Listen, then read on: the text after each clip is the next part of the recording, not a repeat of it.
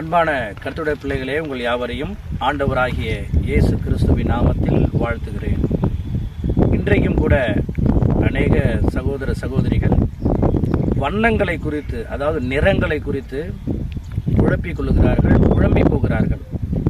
உதாரணமாக கருப்பு கலர், அதாவது கருப்பு வண்ணம், அது பிசாசுக்கு அடையாளமாகவும், வெண்மை நிறம், அதாவது வெள்ளை நிறம், அது தேவனுக்கு அடையாளமாகவும் நினைத்துக் கொள்கிறார்கள், பேசிக் கொள்கிறார்கள், சில நேரம் குழம்பிக் கொள்கிறார்கள்.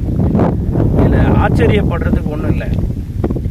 காரிருள், நீங்கள் வேதத்தில் பார்க்கும் பொழுது தேவன் காரிருளிலே நின்று பேசினார் என்று உபாகமம் 5ஆம் அதிகாரம் 22ஆம் வசனம் சொல்கிறது. 1 ராஜாக்கள் 8ஆம் அதிகாரம் 12ஆம் வசனத்தில் காரிருளிலே வாசம் பண்ணுகிற என் தேவனே என்று சாலமோன் விண்ணப்பங்களை ஏறெடுக்கிறார். அது மாத்திரம் இல்லாமல் தேவன் கருமை நிறத்தை அவர் தான் உண்டாக்குனார். உதாரணத்துக்கு கருப்பு கெட்டது அப்படின்னா நம்ம தலையில் உள்ள முடிய ஒரு கருப்பு கலர் உண்டாக்கியிருக்க மாட்டார். அதோடு மாத்திரம் இல்லாமல் ஆப்பிரிக்க தேசத்தில் இருக்கிற எல்லா சகோதர சகோதரிகளும் கருப்பு நிறத்திலே இருக்கிறார்கள். கருப்பு என்பது அது ஒரு நிறம், அவ்வளவுதான். அதைத்தான் நீங்கள் எடுத்துக்கொள்ள வேண்டும். இப்போ கருப்புன்னா கெட்டது, வெள்ளை என்ன நல்லது, அப்படி கிடையாது. கருமைக்கு பின்னால், கருப்புக்கு பின்னால் பிசாசு ஒளிந்து கொள்வது ஒரு பெரிய ஆச்சரியம் அல்ல.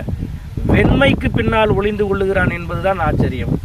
2 கொரிந்தியர் 11ஆம் அதிகாரம் 14ஆம் வசனத்தில் பிசாசு என்ன வேஷத்தில் வரானா, ஒளியின் தூதனுடைய வேஷத்தை தரித்து கொண்டு வந்து தேவனுடைய பிள்ளைகளை, சத்தியத்தை அறிந்தவர்களை அவன் வஞ்சிக்கிறான் என்று வேதத்தில் இருக்கிறது. ஒளி வெண்மை நிறம், ஒளியின் தூதனுடைய வேஷத்தை தரித்து வர அவனால் கூடுமானால் வெண்மை நிறத்திலேயே அவன் வந்து நம்மை வஞ்சிக்க முடியும். இப்படி இருக்க கருப்பு ஒரு பெரிய பொருட்டல்ல, வெள்ளையும் ஒரு பொருட்டல்ல. கருத்தியல் தான் முக்கியம். கருப்பு ஒரு பெரிய பிரச்சனை அல்ல, கருத்தியல் தான் முக்கியம். கருப்பு ஒரு பெரிய பிரச்சனை இல்லை, நம்முடைய கண்கள் தான் முக்கியம். நாம் எதை நோக்கி பார்க்கிறோம், எதன் வழியாய் பார்க்கிறோம் என்பதே அவசியம். கர்த்தர் உங்களை ஆசீர்வதிப்பார்.